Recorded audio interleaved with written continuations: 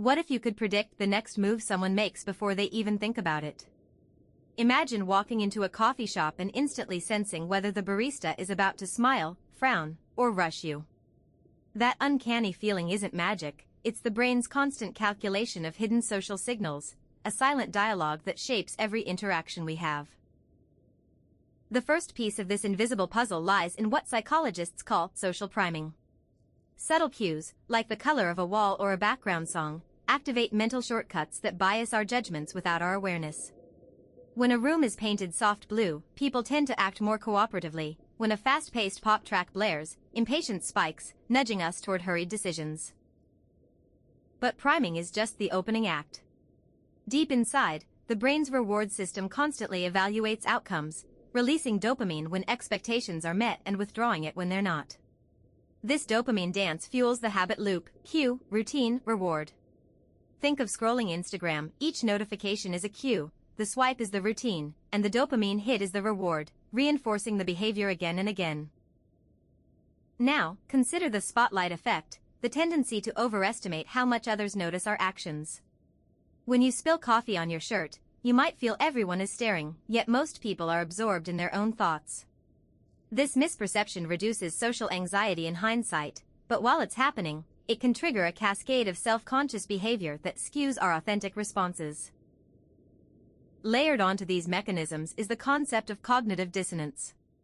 When our actions clash with our self-image, the mind scrambles to restore harmony, often by rationalizing the irrational. A commuter who chooses the most expensive ride may convince themselves it's about safety, not status, illustrating how we rewrite narratives to protect our ego. Social conformity adds another twist. In a classic experiment, individuals adjusted their answers to match a group, even when the group was blatantly wrong. Today, the same pressure plays out in digital comment sections, where likes and emojis become modern-day peer pressure, subtly steering opinions toward the majority view. Yet conformity isn't always about loss of individuality, it can be a survival shortcut. Our ancestors relied on herd behavior to avoid predators. Modern brains still interpret group alignment as safety, which explains why we instinctively follow trends in fashion, food, or even political ideology, often without questioning the underlying reasons. Enter the availability heuristic, where vivid or recent experiences dominate our risk assessments. After hearing about a plane crash, many overestimate the danger of flying despite statistics showing it's safer than driving. This mental shortcut fuels fear, influencing choices from travel to medical decisions, and shows how stories outweigh data in shaping behavior. A more nuanced force is emotional contagion. When you sit next to someone laughing, your brain mirrors their facial muscles, releasing endorphins that make you laugh too.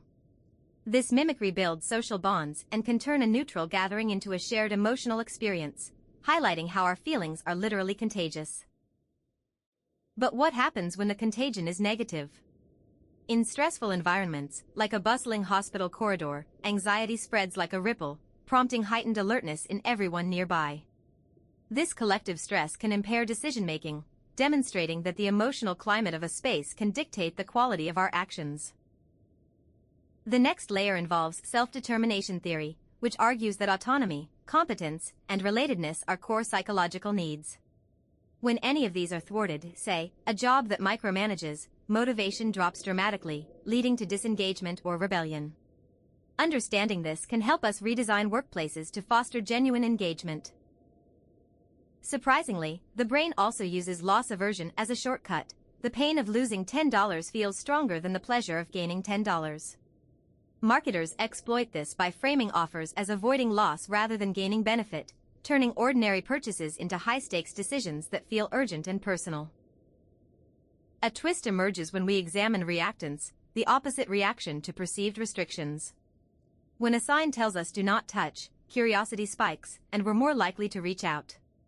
This paradox shows that attempts to control behavior can backfire, especially when autonomy feels threatened. All these mechanisms converge in a single everyday scenario: the office elevator.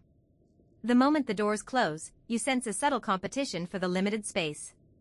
Priming from the cramped environment, reward anticipation of reaching your floor, conformity to social etiquette, and loss aversion of missing the ride, all collide, dictating who steps in and who stays back. At the three-quarter mark, a turning point reveals itself, the hidden power of metacognition, or thinking about thinking. When we become aware of these automatic influences, we can interrupt the loop, reevaluate choices, and deliberately alter our behavior. This meta-awareness is the true lever for change, shifting us from reactive to proactive agents. Applying metacognition isn't just abstract theory, it's a practical tool. Before reacting to a heated comment, pause, label the emotion, and ask what bias might be at play. By naming the trigger, be it confirmation bias or social proof, you create mental space to choose a response aligned with your values rather than reflex. The ripple effect extends to relationships. Understanding that a partner's irritation might stem from an underlying threat avoidance system, not personal disdain, can transform conflict into empathy. Recognizing the unseen scripts each person follows opens a pathway to more compassionate communication, turning friction into growth. If you've ever wondered why small changes, like rearranging furniture or adjusting lighting, can shift mood dramatically, it's because the environment constantly feeds the brain's predictive models. By designing spaces that cue calm or collaboration, we can subtly steer behavior without overt instruction. Another subtle driver of our daily decisions is the endowment effect, the tendency to overvalue things simply because we own them. Even a cheap coffee mug becomes a cherished artifact once it sits on our desk, making us reluctant to replace it despite better alternatives. This bias fuels brand loyalty and hampers sustainable consumption, as we cling to familiar products even when they no longer serve us. By recognizing the psychological weight of ownership, we can deliberately test our attachments, swapping items for a trial period to see if the perceived value holds up, thereby freeing ourselves from unnecessary accumulation. The brain also relies on temporal discounting, a shortcut that favors immediate rewards over delayed ones, even when the latter are substantially larger. This explains why we binge-watch a series now rather than reading a book we plan to finish next month. The neural circuitry in the prefrontal cortex struggles to weigh future benefits, leading to procrastination and impulsive spending. Interventions like commitment contracts or setting clear, short-term milestones can rewire this bias, nudging the mind to value long-term gains and curb the urge for instant gratification.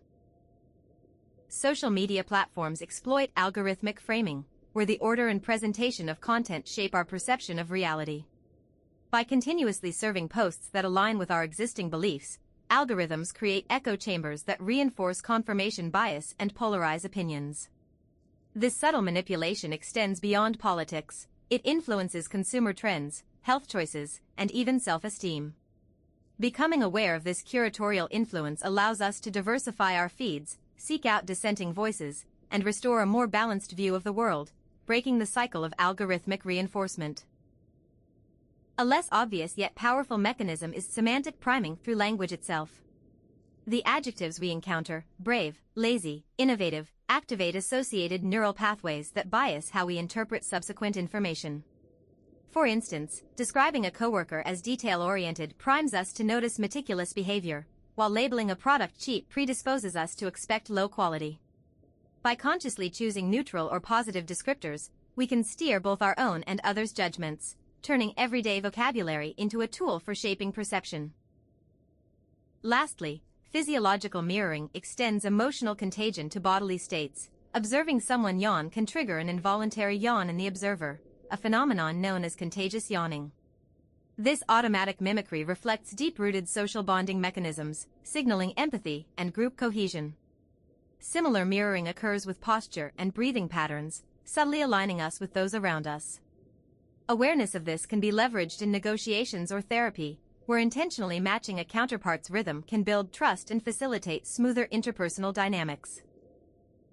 So the next time you catch yourself reaching for that extra slice of cake, remember, a cascade of priming, reward, and social cues is at work. By shining a light on these hidden forces, you gain the power to rewrite the script of your everyday life. If you enjoy learning how the human mind works, consider subscribing to MindByte for more deep-dive psychology stories.